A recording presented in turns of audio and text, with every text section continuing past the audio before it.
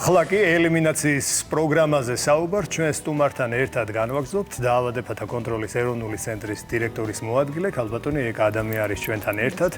მოგესალმებით და მადლობთ რომ მოგბრძანდით. მოგესალმებით ქალბატონი ეკა ასევე 10 წელია ძალიან დიდი ჩართულობით არის ამ პროგრამაში ლევან და მადლობა სტუმრობისთვის.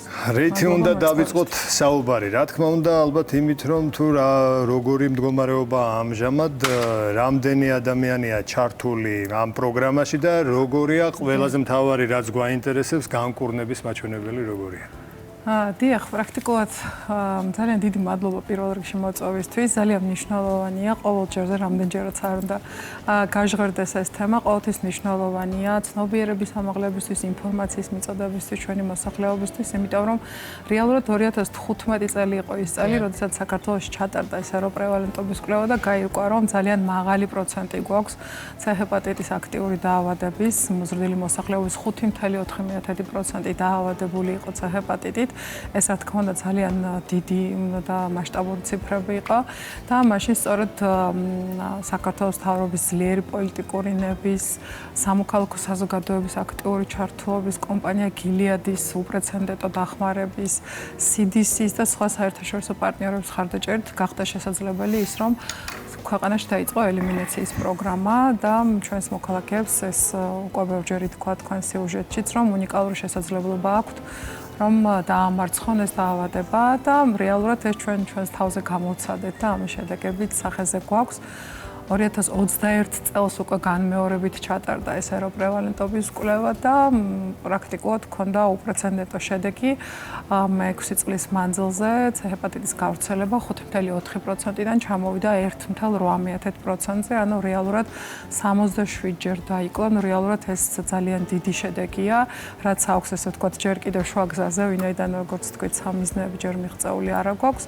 სამიზნეები სრულად აღმოფხვრა. დიახ, იქ არის გარკვეული ინდიკატორები, რაღაცა პრევალენტობის რაღაცა 0.5% შეიძლება დარჩენს, თუმცა რეალურად გარკვეული ციფრებია ჩვენი სამიზნეები, რასაც უნდა მივახციოთ. და დღეს მდგომარეობით პროგრამაში ჩართული არის 92,000-ზე მეტი ადამიანი, 88,000-ზე მეტს აქვს უკვე დასრულებული მკურნალობა და ძალიან მნიშვნელოვანია, რომ განკურნების მაჩვენებელი ყველა შემთხვევაში არის 99% და ეს არის ძალიან მაღალი შედეგი ამ პროგრამის. შთამბეჭდავი და ასე ვთქვათ, მიუთითებს სწორედ იმ წარმატებაზე, რა წარმატებითაც ის ხორციელდება. ქალბატონო ეკა, იმისათვის რომ ადამიანი პროგრამაში ჩართოს, პირველ რიგში უნდა გამოავლინოს ეს გაიგოს საერთოდ რომ ეს ვირუსი აქვს. რომ აუხსნათ მაყურებელს, მივყვეთ ეტაპობრივად საფეხურებს. პირველ რიგში როგორია სკრინინგის პროცესი და სტრუქტურა საქართველოში. დიახ. სწორად აღნიშნეთ, პირველი ნაბიჯი სწორედ არის სკრინინგი. იქიდან გამომდინარე, რომ C-ჰეპატიტი თვითონ არის ძალიან ჩუმი მკვლელი, ესე უძახიან მას, ანუ ესეთი დაავადება, რომელიც რეალურად კლინიკურად არ ვლინდება და თუ ის მანიფესტირდა რაღაც თუ უკვე კლინიკურად გამოვლინდა, უკვე ძალიან შორს წასული პროცესია და უფრო რთულია, რა თქმა უნდა, დაგვიანებულია, რა თქმა უნდა. ამიტომ ზოგადად პრევენცია, ადრეული გამოვლენა ის ზოგადად მნიშვნელოვანია და განსაკუთრებით, რა თქმა უნდა, C-ჰეპატიტის შემთხვევაში და პირველი ნაბიჯი სწორედ აღნიშნეთ არის სკრინინგი. სკრინინგი არის ანუ მარტივი, სწრაფი მარტივი ტესტი, რომელიც არის ძალიან მარტივი კვლევა, კაპილარული სისხლით ტარდება და 15 წუთში არის პასუხი და რეალურად ეს არის ესე ვთქვათ ძალიან იოლად განსაკუთრებული როგორც სისხლის ანალიზი უნდა გაიგეთოს ადამიანმა C-ჰეპატიტის. მარტივი სკრინინგი ქვია ნებისმიერ ადგილას შეიძლება განსაკუთრებული სივრცე ამისთვის საჭირო არ არის რეალურად დღეს სკრინინგი ტარდება 1000-ზე მეტ დაწესებულებაში. ეს არის როგორც სამედიცინო დაწესებულებები, ასევე არის ზიანის შემცირების ცენტრები, სასჯელ აღსრულების დაწესებულება, საზოგადოებრივი ჯანდაცვის ცენტრების საშუალებით ახორციელებთ სხვადასხვა სკრინინგულ აქციებს, სადაც შეიძლება ამ სკრინინგის ჩატარება. მე მახსოვს მობილური მანქანები დადიოდა და ერთ-ერთი ჩვენს ტელევიზიაშიც მოვიდა და იქაც ჩაგვეტარდა. ანუ მსგავსი კამპანიებიც ტარდება და როგორც ხვდები, პაციენტებსაც სთავაზობენ, ხო, დაუშვათ სულ სხვა გამოკვლევაზე შეიძლება იყოს მისული და კლინიკას სთავაზობს, რომ იქნებ გაიკეთოთ ავტომატურად სკრინინგიც დიახ, ჰეპატიტით. ნახეთ დღესდღეობით უკვე ეს დარეგულირებულია წლების განმავლობაში ძალიან დაიხვეწა რა თქმა უნდა ეს პროგრამა.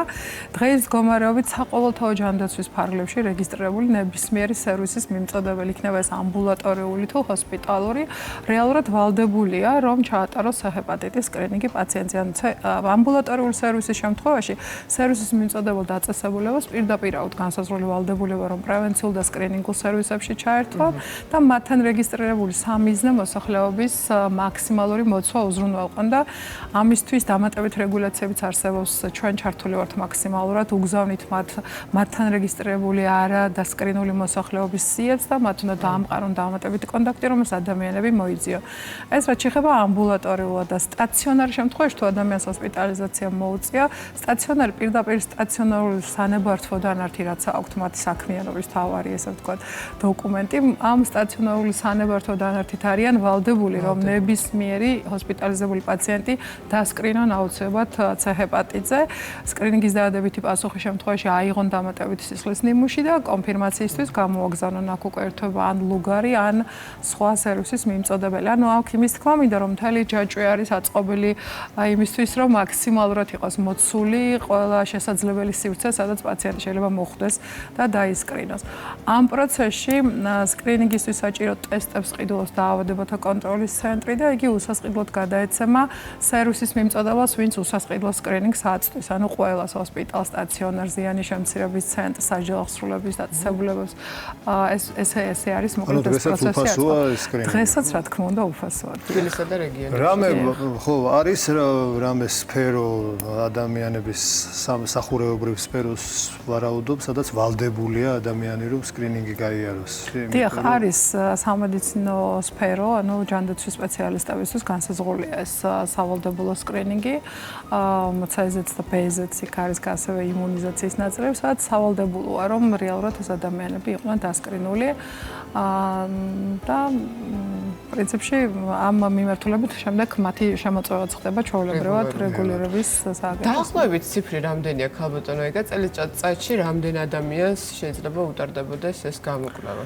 სკრინინგის ციფრები საკმაოდ შთამბეჭდავია, ანუ საქართველოს მოზრდილი მოსახლეობის 80% რეალურად არის დასკრინული, ანუ 20% არის დაუსკრინავი. სკრინინგების რაოდენობა თვითონ ესე ვთქვათ დაახლოებით 30-50,000 ფარგლებში არის ყოველთვიურად, მაგრამ მათ შორის პირველადი სკრინინგები, ანუ ადამიანი ვინც პირველად იტარებს სკრინინგს, ასეთი არის 8-10,000 ფარგლებში მერყეობს. ანუ განმეორებითი სკრინინგებიც ტარდება, რა თქმა უნდა, მხოლოდ პირველადები არ არის. მაგრამ აქ მნიშვნელოვანი არის, რომ სკრინინგი თვითონ თავისი არსით არ არის ესე ვთქვათ, ხოთ ერთი დამადასტურებელი კვლევა, ხომ? რეალურად სკრინინგის დადებითი შედეგი აქ არ გვაძლევს აქტიური დაავადების. შემდეგ უკვე დამატებითი კვლევებია, ხო? და ამაზე უნდა მეკითხა, ეს რამდენად ხელმისაწვდომი არის? ესეც უფასო არის? დიახ, დაუშვათ ამოვარდა ამ ტესტზე, რომელიც საკმაოდ მარტივი გასაკეთებელი არის, პოზიტიური პასუხი. შემდეგ უკვე რა შვება ადამიანი, რა საკეთებს, რა ნაბიჯები ჭირდება? დიახ, შემდეგი ნაბიჯი არის კონფირმაციული კვლევა. ან მარტივი სკრინინგის შემდეგ თუ დადებითი ამოვარდა, აუცილებლად შემდეგი ნაბიჯი უნდა იყოს კონფირმაციული კვლევა. ეს უკვე არის ვენური სისხლის, ესე ვთქვათ, საშუალებით ჩატარებული კვლევა, რომელიც უკვე ადასტურებს. ანუ კონფირმაციული კვლევის დადებითი შედეგი უკვე ნიშნავს, რომ პაციენტს აქვს აქტიური ჰეპატიტი და ის უკვე გადადის მკურნალობის უბრალოდ ჯერ დიაგნოსტიკის და შემდეგ მკურნალობის ეტაპებზე. დიაგნოსტიკის ეტაპები მოიცავს საკმაოდ ბევრ ესე ვთქვათ კვლევას, მათ შორის არის ეკოსკოპია, ელასტოგრაფია, სისხლის საერთო ანალიზი, გუგლის ფუნქციური კვლევა, ყველაფერი ფინანსდება სახელმწიფო პროგრამის ფარგლებში. პაციენტს აქვს ნულოვანი თანაგადახდა, ანუ არც ერთი თეთრის დახარჯვა ამ თემაზე არ უწევს და ამ ყველაფრის შემდეგ ხდება მათი ჩართვა მკურნალობის პროცესში უკვე და ემასაც გავუსმევხარს, რომ თავად მკურნალობის პროცესიც არის ძალიან მარტივი. ეს არის სულ 3 თვიანი კურსი ვირუსი 3 თვის განმავლობაში ყოველ დღე 1 ტაბლეტს სვამს პაციენტი მედიკამენტს და რეალურად ეხლა ჩვენ უკვე მრავალწლიანი გამოცდილებით შეგვიძლია ეს დავადასტუროთ, რომ პრაქტიკულად არანაირი გვერდითი მოვლენა და ეფექტი არ ქონია. ადრე იყო ძალიან რთული პროცესი. ხო, მე მახსოვს, ბევრი სიუჟეტი მაქვს. თავიდან ამ პროგრამას რო იწყებდით, მედია ვიყავით ძალიან აქტიურად ჩართულები და მახსოვს ფაქტობრივად ყველა გმირი, ვინც კი გადაგვიღია. და ყველა ყვებოდა იმ რაღაც სერიოზულ ტკივილზე, რომელიც ადრე არსებობდა ამ კურნალობის პროცესში. დიახ. სწორედ მე მგონია, რომ დღესაც ეს მიუხედავად იმისა, რომ საკმაოდ დიდი დრო გავიდა, დღესაც ეს მითები არსებობს და ბატონმა პაატამაც ახსენა, რომ ადამიანებს უდგინდებათ აქვთ ეს დიაგნოზი, თუმცა არ მოდიან კურნალობისათვის. დღეს არის ძალიან გამარტივებული, ხომ, ეს პროცესი. აი რომ მოგვიყვეთ, ადამიანი მოვიდა, პროგრამაში ჩაერთო და მედიკამენტებს სახლში ატანთ, თვითონ დამოუკიდებლად კურნალობს, აი ეს პროცესი რო აღვიწეროთ, რომ აღარ შეეშინდეთ მოსვლა სამკურნალოდ. პროცესი არის უმარტივესი. პაციენტს ერთადერთი რაც სჭირდება იმისთვის, რომ იმკურნალოს, ეს არის მისი კეთილი ნება. უბრალოდ უნდა გადაწყვიტოს, რომ მას, როგორც ბატონმა თემურმა აღნიშნა თავის სიუჟეტში, მას ესაჭიროება გამოჯამრთელება და კურნალობა. ამ გადაწყვეტილების შემდეგ მას უბრალოდ სჭირდება რომ მიაკითხოს სერვისის მიმწოდებელ დაწესებულებას, დაახლოებით 40 დაწესებულება არის დღის მდგომარეობით ჩართული C-ჰეპატიტის პროცესში. აქ არის როგორც პირველადი ჯანდაცვის დაწესებულებები, ასევე სტაციონარები, ასევე ზიანის შემცირების ცენტრები არის ჩართული.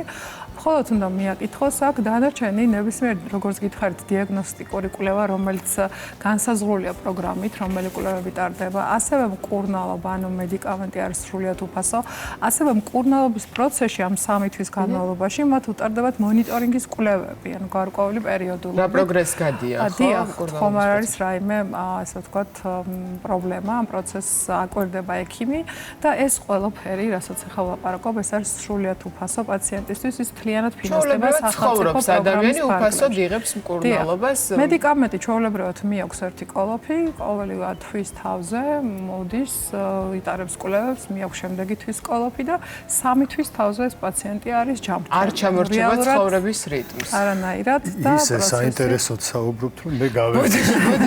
მოკლედ და სიამოვნებით გავაგზავნებთ მოსმენას, უბრალოდ სკრინინგზე იმდენი ვისაუბრეთ, გასაგებია. ეხლა მთავარი კითხვა და მე ფიქრობდი, როგორ დავიცვათ თავით C-ჰეპატიტისგან? C-ჰეპატიტისგან ახლა იცით რეალურად არის სისხლით გადამდები დაავადება, ხომ ეს ასოცირებულია ჩვენს ქვეყანაში სწორედ იმ ძველ ბნელ, ასე ვთქვათ, წარსულთან, როდესაც პრობლემები იყო უსაფრთხო სისხლის ნაწილში, ანუ სტაციონარის სხვადასხვა, ასე ვთქვათ, პრობლემებთან დაკავშირებული, რის გამოც შეიძლება უსაფრთხო ინექციების გამო შეიძლება იყოს გავრცელებული, ესე ეს შეიძლება თავის დროზე, როდესაც იყო მიზეზებზე ლაპარაკი, ეს იყო სტომატოლოგიური დაწესებულებებიდან ამის გავრცელების რისკი. ბუდიში წვეთოვანი გზით არ გადადის, ხო? წვეთოვანი გზით არ. მხოლოდ სისხლით. მხოლოდ სისხლით გადადის, დიახ, და ეს არ უნდა იყოს გარკვეული სტიგმის საფუძველი, როდესაც ადამიანებს რეალურად აქვთ ხოლმე სტიგმა, რომ რაღაც სივრცეებში მალავენ და ამის გამოც სწორედ არა შეიძლება სალონიდანაც არასწორი манипуляციით დაემართოს ადამიანს სტომატოლოგია, ბევრი არსებობს. კი, აუცილებლად უნდა ვილაპარაკოთ ჩვენ იმაზე, ანუ რა იყო რეალურად და რა არის. ანუ როდესაც ჩვენ ეს პროგრამა დავიწყეთ, იყო ძალიან მძიმე მემკვიდრეობა, რომელიც დავხვდა. თუმცა პროგრამის დაწყებასთან ერთად, ანუ ეს არის მნიშვნელოვანი, რომ C-ჰეპატიტის ელიმინაციის პროგრამა არ არის მხოლოდ მკურნალობის პროგრამა. ანუ ეს არის ბევრად უფრო ფართე, რომელმაც ჩვენს ქვეყანაში ძვრამის ისეთ მნიშვნელოვან პროცესებს, როგორც არის ინფექციის კონტროლის ღონისძიებები სტაციონარებში, როგორც არის უსაფრთხო სისხლის პროგრამის გაძლიერება ქვეყანაში, ასევე სტომატოლოგიური დაწესებულებების ჯაჭვია ერთგვარი. დიახ, ანუ ეს ყველაფერი სწორედ დაიწყო C-ჰეპატიტის ელიმინაციის პროცესთან ერთად, იგივე ტექნიკური რეგლამენტის სალონებისთვის, ანუ დაიწერა და უკვე ძალიან მაშინ სტომატოლოგიურების და სალონების აქტიური ჩატარდა შემოწმება, მონიტორინგი, კი, ბევრი დაიხურა კიდევაც, ახლა ეს ძალიან უკვე დიდი ხნის ისტორია გამოდის, მაგრამ ეს ნამდვილად ესე იყო და რეალურად დღეს ბევრად უსაფრთხოა ეს სივრცე თუნდაც გავრცელების მხრივაც, ანუ ჩვენთან უკვე C-ჰეპატიტი რეალურად უკვე აღარ არის ესეთი დიდი გავრცელების ინფექცია, როგორც იყო ეს თიახ ადრე. B-ჰეპატიტის პროგრამაც არსებობს, ამაზე რა თქმა უნდა, სხვა დროს ვისაუბროთ, იმდენად საინტერესო წარიმართა ჩვენი ინტერვიუ, რომ გაგვეპარა. გადის ხოლმე ეს დროი. ქალბატონიკა, თუ გსურთ რაიმეს დამატება, დავამატოთ და აქ კიდევ ერთხელ მოუწოდოთ. შეიძლება რომ არ ვთქვათ არაფერი, იმიტომ რომ რეალურად C-ჰეპატიტის პროგრამის აი ამ პროგრესმა სწორედ მისცა დასაბამი ამ B-ჰეპატიტს, სწორედ ამ სეროპრევალენტობის კვლევა რაც მე ვახსენე, იქ C-ჰეპატიტთან ერთად B-ჰეპატიტის ციფრები ბევრად მაღალია დღევანდელი მდგომარეობით, ვიდრე ეს C-ჰეპატიტი იყო ადრე, იმიტომ რომ რეალურად 2.7% საქართველოს მოზრდილი მოსახლეობის უფიქსირდება B-ჰეპატიტი, ანუ არანაკლები პრობლემა არის დღეს B-ჰეპატიტი, ვიდრე იყო C რამდენიმე წლის წინ და რეალურად ამას უკავშირდება სწორედ ის, რომ 2024 წელს უკვე დაიწყო სახელმწიფო პროგრამა B-ჰეპატიტის პროგრამის ფარგლებშიც ასევე ყველაფერი სკრინინგული კვლევიდან დაწყებული, მკურნალობით დამთავრებული, ყველაფერი არის უფასო პროგრამის ფარგლებში. პაციენტს ესაჭიროება რომ ჩაიტაროს სკრინინგული კვლევა, რომელიც ტარდება ორჯერადად პირველად 6 თვიანი შვალედით, ორი კვლევის დადასტურების შემთხვევაში უკვე ითვლება რომ ის არის დაავადებული B-ჰეპატიტი და უკვე ერთვება მკურნალობის პროცესში და იმ შემთხვევაში თუ არ დაუდასტურდა და ის თავისუფალია B-ჰეპატიტისგან, პროგრამის ფარგლებში შეეთავაზება B-ჰეპატიტის ვაქცინაცია ასევე უფასოდ, რაც იმის ნიშნავს, რომ შემდგომში ამ დაავადების განვითარებისგან იქნება დაცული და ამდენად ძალიან მნიშვნელოვანია, რომ ყველამ გაითავისოს, როგორც C-ს, ასე B-ს შემთხვევაში და აუცილებლად ჩაიტაროს ეს სკრინინგი, იმიტომ რომ კიდევ გამოწვევებზეც მინდოდა საუბარი, მაგრამ დრო არ არა, ნამდვილად ძალიან ბევრია სასაუბრო, მაგრამ ჩვენ ხო ვისაუბრეთ C-ჰეპატიტის გადადების რისკებზე და მეთოდებზე. B-ჰეპატიტის შემთხვევაშიც ანალოგიურია თუ მხოლოდ C-ს. იგივე უნდა გავითვალისწინოთ. ზუსტად იგივე ჩუმემკვლელია, ზუსტად ისევე არ ვლინდება არანაირი კლინიკური ნიშნით და მანიფესტირდება უკვე გვიან ფორმებში. ადამიანი ის რა? ეს არის ინფექციური A-ჰეპატიტი, უფრო რომელიც იყო და B-ჰეპატიტი ეს შემთხვევაში თუ გაყვეთ და უკვე არის ესე ვთქვათ შორსწარსული გვიანი. ძალიან დიდი მადლობა, ძალიან საინტერესო იყო თქვენთან საუბარი. დაავადებათა კონტროლის ეროვნული ცენტრის დირექტორის მოადგილე ეკა ადამია იყო ჩვენთან ერთად. წარმატებებს უსურვებ პროგრამას, ყველა გულშემატკივრობთ ამ პროგრამას, რაღაც წლები გადის თქვენთან ერთად, ჩვენც მოვდივართ ჩვენს გარშემო იმდემა ადამიანს შეუმსუბუქ და მართლა ამით ყოველდღიური ცხოვრება და ძალიან მძიმე დაავადება და ინფექცია ისე წარმატები და მარტივად დაასრულეს. მოკლედ ამ პროგრამის დიდი გულშემატკივრები ვართ. ქალბატონო ეკა, მადლობა სტუმრობისათვის და რა თქმა უნდა, ყველა სიახლის შემთხვევაში ისევ გელოდებით სტუდიაში.